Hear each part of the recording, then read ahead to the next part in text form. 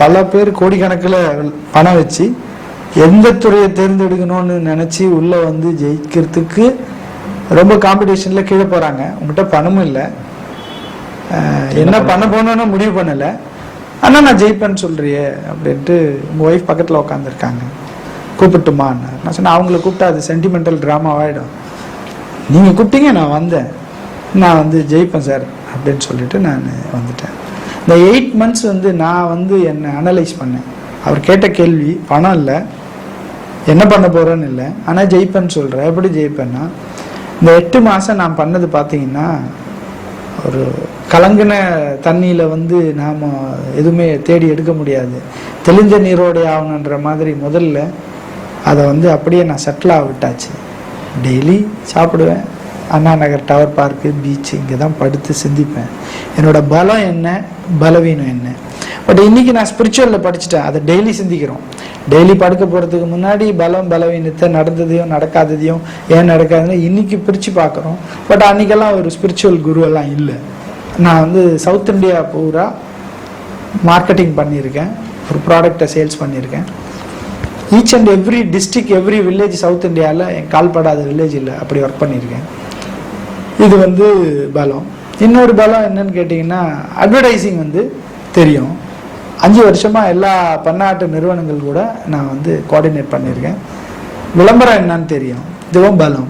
என்னோட பலவீனம் என்னன்னா, எனக்கு பைக்கு கிடையாது, 2 வீலர் கிடையாது, காசு கிடையாது, முடி வெட்டினா கூட பணம் கிடையாது. ஒய்ஃப் வேலைக்கு போகிறாங்க, ஒய்ஃபு சம்பளத்தை நிற்கணும், வாடகை கொடுக்கறதுக்கு வீட்டு வாடகைக்கும் ரெண்ட்டு கொடுக்க கூட இல்லாத ஒரு சூழ்நிலை.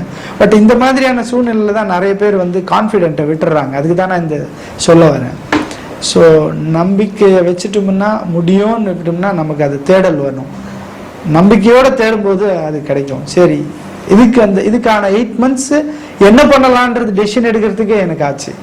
But now I have to thank my wife till that bearing my என்னோட நான் சஃபரிங்ஸ் எல்லாம். அதில் பார்த்தீங்கன்னா, ஃபஸ்ட்டு டியூக்ஸ் பிஸ்கெட்னு ஒரு கம்பெனி வில்லிவாக்கத்தில், அவர் வந்து என்னோடய ஐடியாஸ் எல்லாம் ரொம்ப பிடிச்சி, ரொம்ப நல்லா பண்ணுறீங்க, எப்படி இவ்வளோ எக்ஸ்பீரியன்ஸு. அவர் நியூவாக ஒரு ப்ராடக்ட் பண்ணுறாரு, நான் 10 வருஷம் அட்வர்டைஸிங் மார்க்கெட்டிங்கில் இருந்த என்னோடய எக்ஸ்பீரியன்ஸு, இது 2 தான் அதை ஜெல் பண்ணுது. அப்போ நான் சொல்கிற விஷயங்கள் அவருக்கு புதுமையாக இருக்குது, காது கொடுத்து கேட்குறாரு. நீ டெய்லி இங்கே வா, நான் பண்ணு.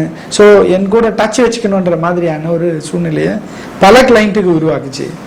அப்போது அதே மாதிரி அருண் ஐஸ்கிரீம் போகிறோம், சிவகுமார்னு எங்கள் பிராண்ட் மேனேஜர், ஆரோக்கியா பால் லான்ச் பண்ண போகிறோம்ப்பா, அதுக்கு ஒரு பேனர் மாதிரி ஒன்று பண்ணணும். நான் அதுக்கு அங்கேயே ஒரு காப்பி எழுதி இப்படி பண்ணால் நல்லாயிருக்கும்ன்ற அந்த ஐடியா அவருக்கு ரொம்ப பிடிச்சிது. எங்களுக்கு வேறு ஏஜென்சி இருக்காங்க, பட் இந்த ஐடியா மட்டும் நீ பண்ணிட்டேன்னு சொல்லிட்டு 5000 rupees செக் போட்டு கொடுத்துட்டாரு. நான் வந்து சார் கேஷாக கொடுங்க, கேஷாக கொடுங்கன்னு எவ்வளோ சொல்கிறேன். அவர் இல்லை எனக்கு வந்து எங்கள் கார்ப்பரேட்டில் செக்காக தான் கொடுப்போம்னு. பட் நான் 2 நாளாக அந்த செக் எடுத்துகிட்டு அவர்கிட்ட போயிட்டு கேட்குறேன். அவர் இல்லைப்பா, நாங்கள் செக்கு தான் கொடுப்போம், கேஷ் கொடுக்க முடியாது. 3ஆவது நாள் நான் ஓப்பனாக சொன்னேன், சார் எனக்கு கரண்ட் அக்கௌண்ட்டே கிடையாது. அவங்க அப்படியா, என்ன சொல்கிற, இதுதான் என்னோட சூழ்நிலை. சரி, அவர் வேற ஒரு ஃப்ரெண்டுக்கிட்ட சொல்லி அவர்கிட்ட ஒரு 5000 கடன் வாங்கி கரண்ட் அக்கௌண்ட் ஓப்பன் பண்ணி இந்த செக்கை போட்டு திருப்பி இந்த பணத்தை எடுத்து கொடுத்தாச்சுன்னா கரண்ட் அக்கௌண்ட் ஓப்பன் பண்ணியாச்சு, ஆனால் பணம் எடுக்க முடியாது. முதல் செக்கை நீங்கள் வாங்கி போட்டு அதுலேருந்து பணத்தை எடுக்க முடியல. ஆமாம். பிறகு என்ன பண்ணீங்க சார் அப்புறம்? ஸோ அதுக்கப்புறமா பார்த்தீங்கன்னா, கோல்டு வின்னர் வந்து அந்த இப்போ சந்தைப்படுத்திட்டு இருக்கும்போது அவங்க கூட நான் அசோசியேட் பண்ணேன். அவங்க வந்து எனக்கு என்னோடய ஐடியாஸ் எல்லாம் அவருக்கு நிறைய பிடிச்சிது. அவர் அருண் சார், அவங்க ஃபாதர் அண்ணாச்சி பார்த்தீங்கன்னா நிறைய சப்போர்ட் பண்ணாங்க, ஐடியாவை பண்ணிவிட்டு. அப்புறம் அங்கே உதயம் பருப்பு, பாப்புலர் அப்பளம்.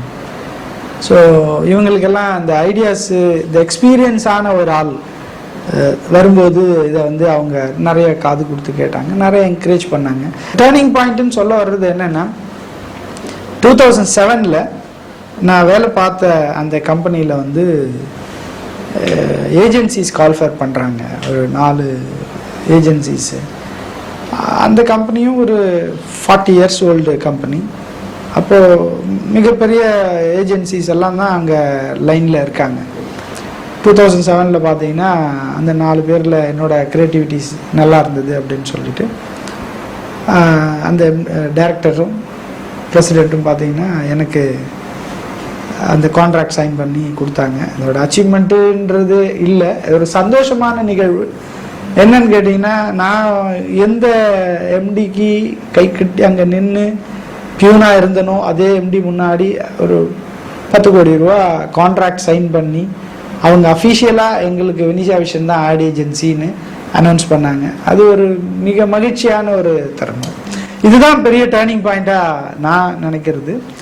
இல்லை, அந்த காலகட்டத்தில் ஒரு பெரிய நியூஸாக இருந்திருக்குன்னு நினைக்கிறேன். இத்தனை ஆண்டுகளாக வந்து ஒரு பன்னாட்டு நிறுவனத்துலேருந்து வந்து ரீஜனல் ஏஜென்சியில் வந்து அந்த ஷிஃப்ட் நீங்கள் அதுக்கு அடுத்த லெவலுக்கு எப்படி கொண்டு போனீங்க? சவுத் பேஸ்டாக ஒரு ஆட் பண்ணோன்னா யார் இருக்காங்கன்னு சொல்லிட்டு பன்னாட்டு நிறுவனமே டாடா சால்ட் நேஷனல் பிராண்டு சவுத்துக்கு தனியாக நார்த்துக்கு தனியாக கேம்பெயின் பண்ணணும்னு வந்துட்டாங்க.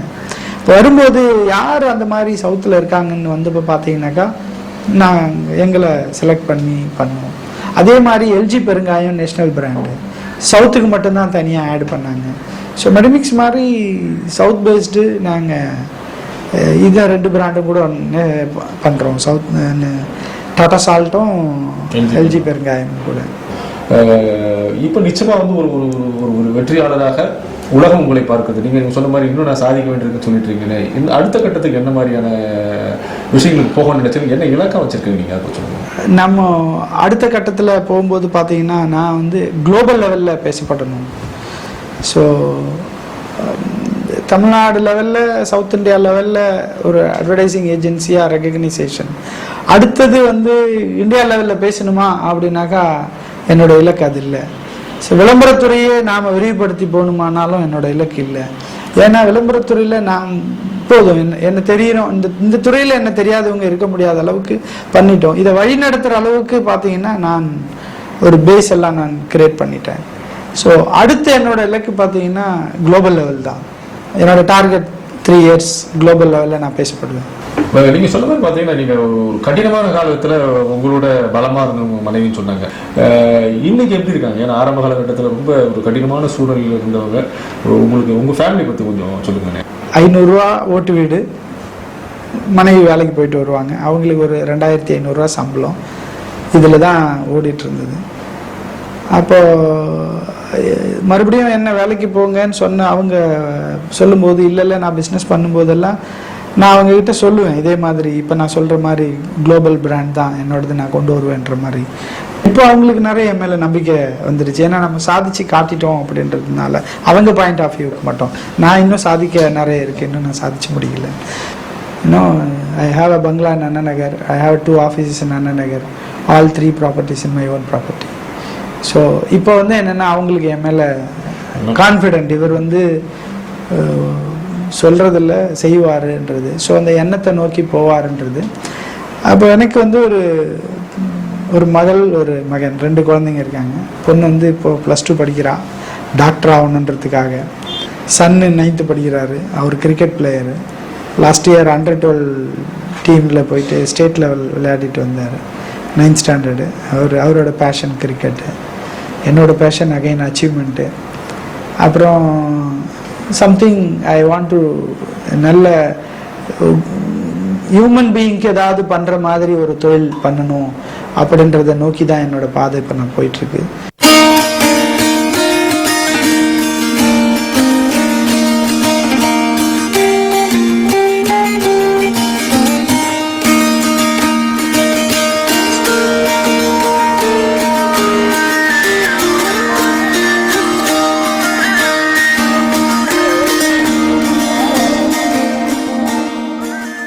Inspiring experience, life experience. நம்ம நேயர்களுக்கு வந்து நம்ம சொன்ன மாதிரி விளம்பரத்துறை பற்றிய ஒரு அனுபவத்தையும் அதில் என்னென்ன விஷயங்களை தெரிஞ்சவங்களை தாண்டி உங்களுடைய வாழ்க்கை அனுபவங்கள் வந்து ஒரு புதிய வெளிச்சத்தை வந்து நீங்கள் நம்ம நேயர்களுக்கு கொடுத்துருக்கீங்க. பேர்லேயே கதிரவன் வச்சுருக்கீங்க, காலையில் பார்த்துட்டு இருக்காங்க நிறைய நேயர்கள் வந்து. வாழ்க்கையில் சாதிக்கணுங்கிறதுக்கு வந்து என்ன படித்தோம், எங்கே போகணும், இல்லை எந்த இனத்தில் போகணும், இல்லை எந்த சூழ்நிலையில் வளரணுங்கிறது இல்லை. எண்ணங்கள் தெளிவாக இருக்கிறப்போ, எண்ணங்கள் சுத்தமாக இருக்கிற போது என்னுடைய சிந்தனைகளும் ரொம்ப ஸ்ட்ராங்காக இருக்கிற பட்சத்தில், குறிப்பாக இந்த ஆன்மீக பலத்தோடு ஜெயிக்க வேண்டும் என்கிற முனைப்போடு செஞ்சால் வந்து வெற்றி எல்லாருக்கும் சாத்தியம். நீங்கள் சொன்ன மாதிரி ஒரு குளோபலாக ரெகக்னைஸ் பண்ணப்படணும், இல்லை குளோபலான ஒரு விஷயத்தை நான் சாதிக்கணுங்கிற எண்ணம் நிச்சயமாக நிறைவேறும். ஏன்னா என்னுடைய நண்பர் அடிக்கடி சொல்லுவார் ஒரு விஷயத்தை, இதுவெல்லாம் சாத்தியமோ அதுவெல்லாம் சத்தியம், இதுவெல்லாம் சத்தியமோ அதுவெல்லாம் சாத்தியம். நீங்கள் இந்த சத்தியத்தை உணர்றதுக்கு உண்டான பாதை தான் உங்களோட குருவோட வழியில் போயிட்டுருக்கீங்க.